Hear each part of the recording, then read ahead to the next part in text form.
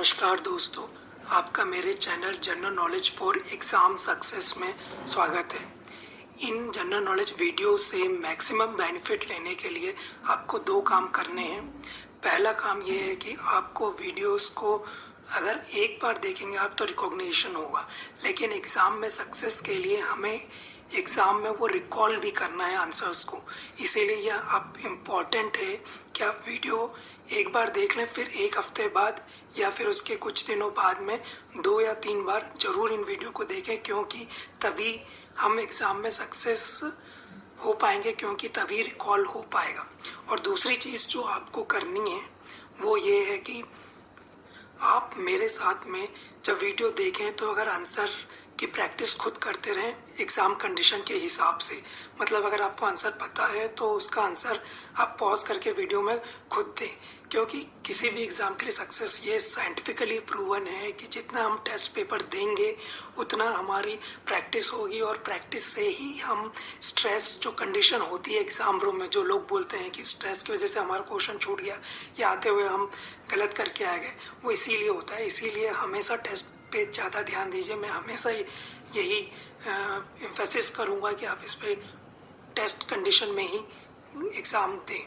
चलिए फिर आज की वीडियो स्टार्ट करते हैं। पहला क्वेश्चन है, बाघ परियोजना टाइगर प्रोजेक्ट किस वर्ष में शुरू की गई थी?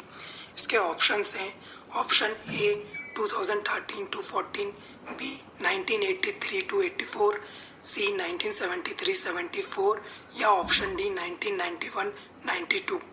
सही उत्तर है ऑप्शन सी 1973-74। इस बात में, इस क्वेश्चन में एक चीज़ इम्पोर्टेंट जो आपको याद रखनी है कि कैलाश सांकला जो थे, जिन्होंने टाइगर प्रोजेक्ट स्टार्ट किया था, उन्हें किस नाम से जाना जाता है? उन्हें कहा जाता है tiger man of India. Second question है, निम्नलिखित में से ड्यूश शब्द किस खेल से संबंधित है? Option A tennis, B cricket, C chess या ऑप्शन डी कबड्डी। इस क्वेश्चन का सही आंसर है ऑप्शन ए टेनिस। चलिए अगला क्वेश्चन देखते हैं, कांजीरंगा नेशनल पार्क किस जानवर के लिए प्रसिद्ध है? Option A tiger, option B हाथी, ऑप्शन सी एक सींग वाला गेंडा, ऑप्शन डी चीतल। इसका सही जवाब है ऑप्शन सी एक सींग वाला गेंडा। आपको ये ध्यान रखना, जो पिक्चर में गेंडा दिख रहा है एक सींग वाला, ये कांजीरंगा नेशनल पार्क किस स्टेट में पड़ता है ये भी पूछा जा सकता है एग्जाम में, और इसका सही आंसर है आसाम। नेक्स्ट क्वेश्चन, संविधान का कौन सा अनुच्छेद पंचायती राज को परिभाषित करता है? इसके ऑप्शन है, option A article 243, option B 343, C article 243A या ऑप्शन डी 243O।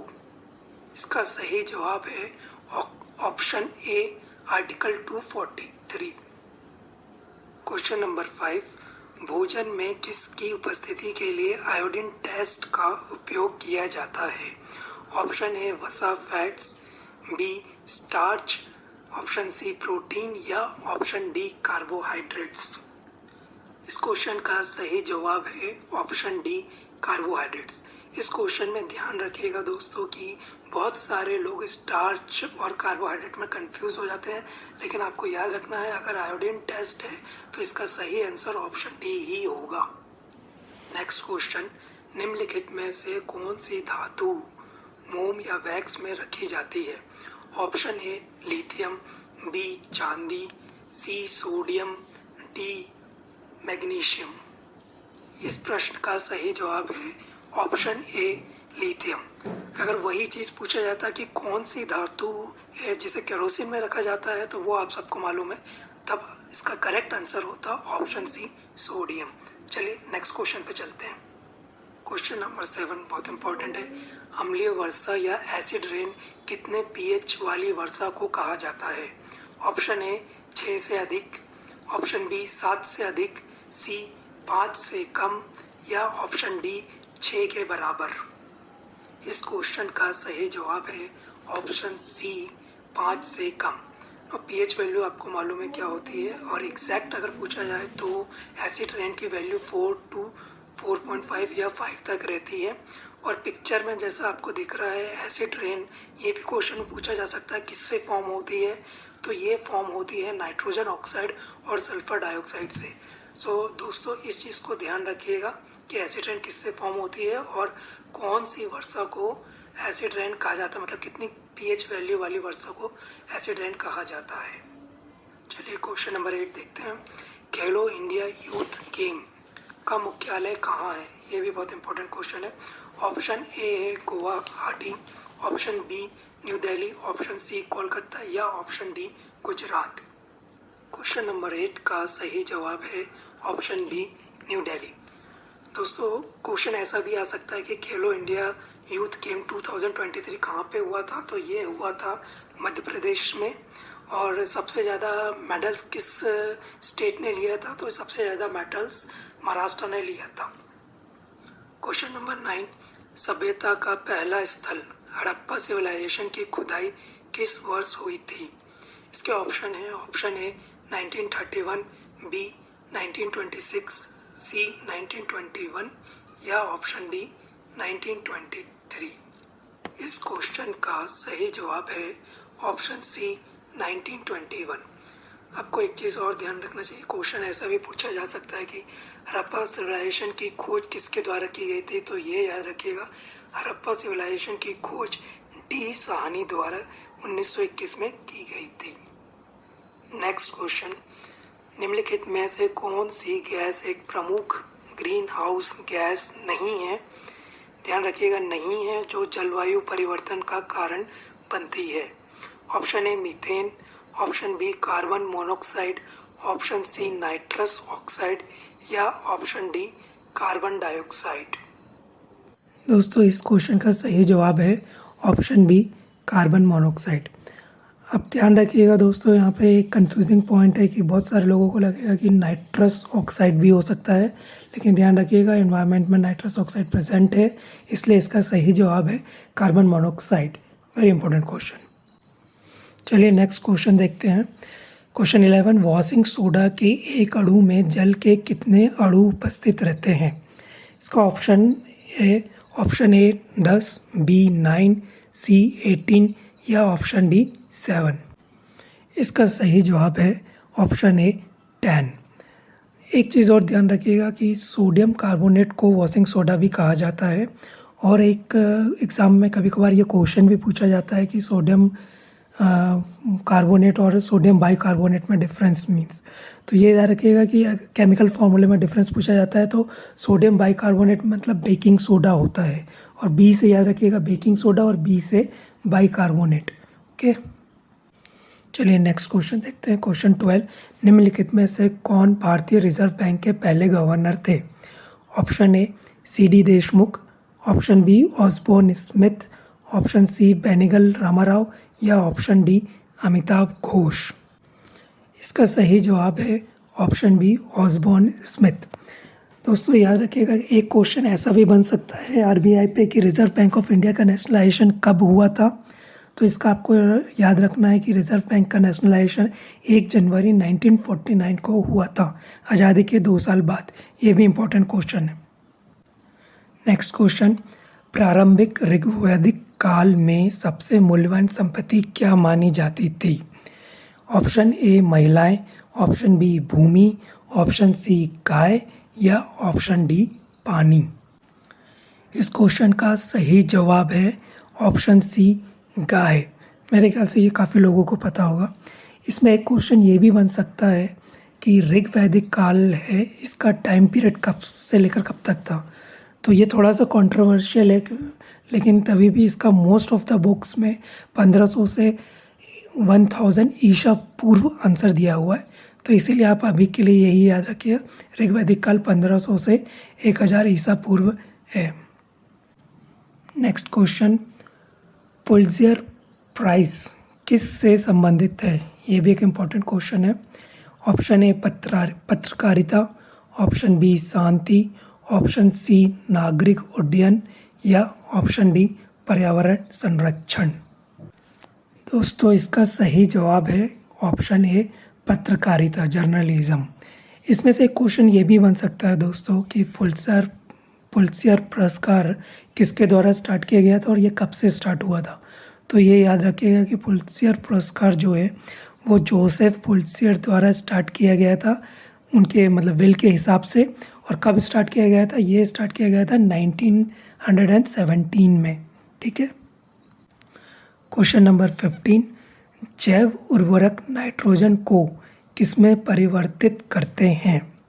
इसका ऑप्शन ए है nitrate, B ammonia, option C uric acid या option D nitrite. Very important question.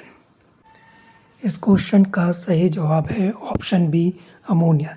ये आपने टेक्स्ट बुक में काफ़ी जगह पढ़ा होगा, लेकिन आपको एक चीज़ और ध्यान रखनी है कि ये इस प्रोसेस को क्या बोला जाता है? इसको कहा जाता है नाइट्रोजन फिक्सेशन। ये क्वेश्चन भी पूछा गया है एग्ज़ाम में कई बार।